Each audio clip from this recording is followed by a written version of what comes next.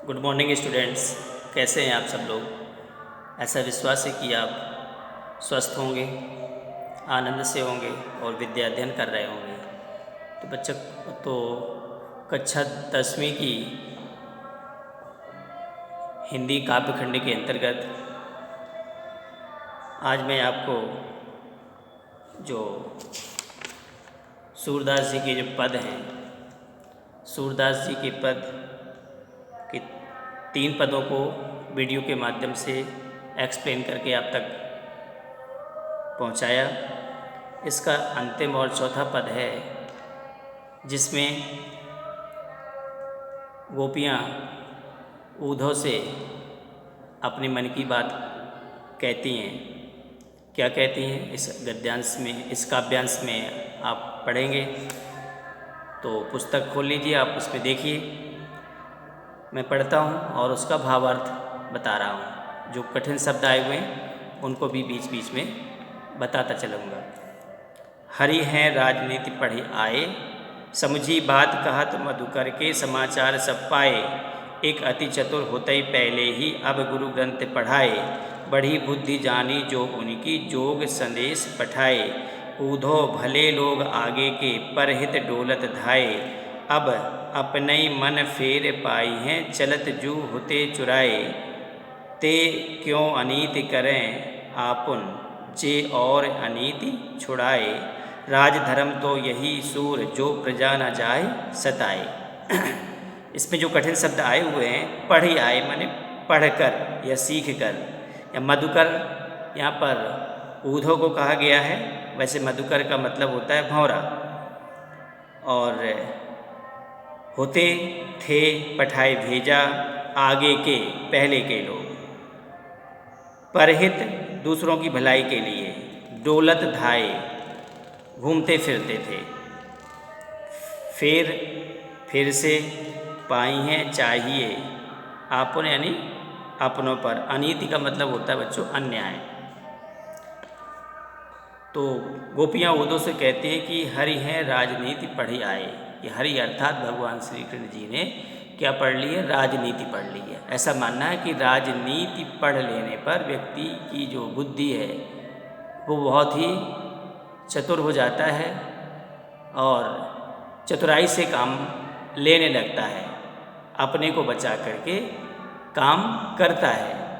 तो इसी प्रकार से कह रहे हैं कि श्री कृष्ण जी अपने को बचा रहे हैं और उन्होंने राजनीति पढ़ ली है, इसलिए उनकी बुद्धि बढ़ गई है। हरि हैं राजनीति पढ़ी आए, एक उन्होंने राजनीति पढ़ ली है इसलिए अब चतुराई से काम ले रहे हैं। समझी बात कहत मधुकर के समाचार सब पाए। जब ऊधों से सब उनके समाचार गोपियों को मिल गए तो फिर गोपियों ने ऊधों की बात को समझा और समझ करके कहा कि लगता है पहले तो ऐसे श्री कृष्ण जी नहीं थे, पहले तो उनका बहुत सरल स्वभाव था, जैसा हम कहते थे वैसा करते थे।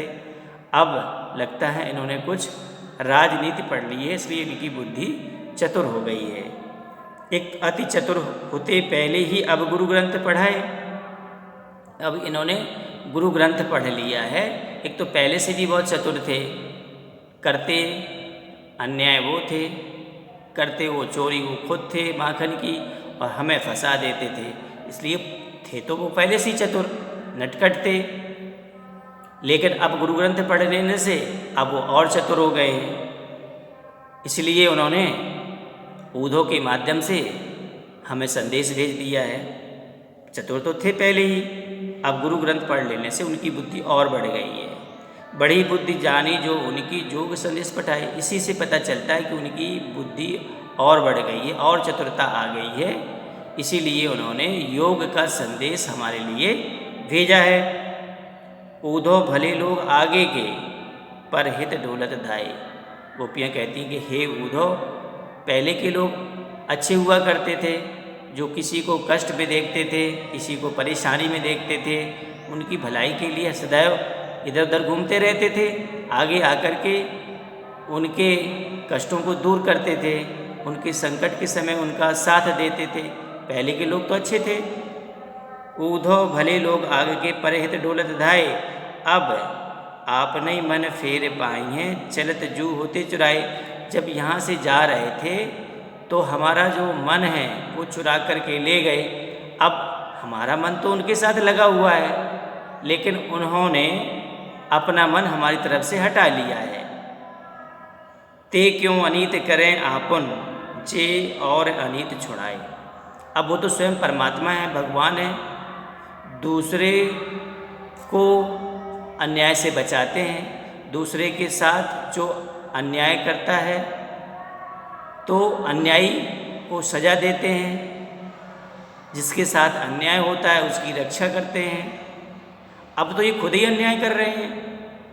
जब ये खुद अन्याय कर रहे हैं, जो खुद नीति से हट करके अनीति पर चल रहे हैं, तो ये दूसरे को क्या बचाएंगे। ते क्यों अनीत करें आपन, जे और अनीत छुड़ाए।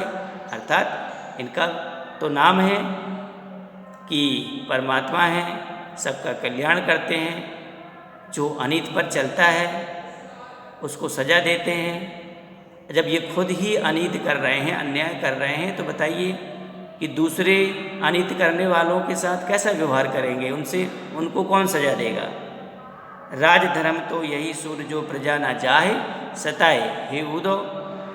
ये राजा हैं और राजा का धर्म होता है कि प्रजा की रक्षा करना, प्रजा का कष्ट दूर करना।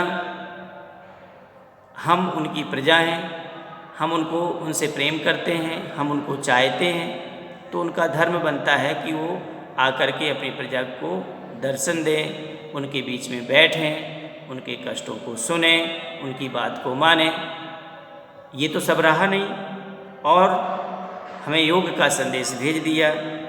इसलिए हम उनकी प्रजा हैं, हमें कष्ट है और हमें नहीं लगता कि वो एक अच्छे राजा का धर्म निभा रहे हैं। इस प्रकार से गोपियाँ अपने मन की पीड़ा, अपनी मन की व्यथा ऊधों से शेयर कर रही हैं, ऊधों से कह रही हैं, अपने मन की पूरी जो भड़ास है वो निकाल रही हैं। जो मन की व्यथा है वो उनके शब्दों के माध्यम से ऊधों के सामने प्रकट हो रही है।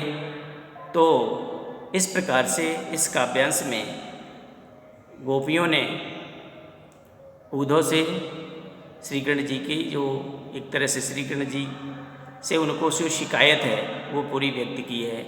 ऐसा विश्वास है कि बच्चों आपको ये काव्यांश समझ में आ गया होगा। धन्यवाद।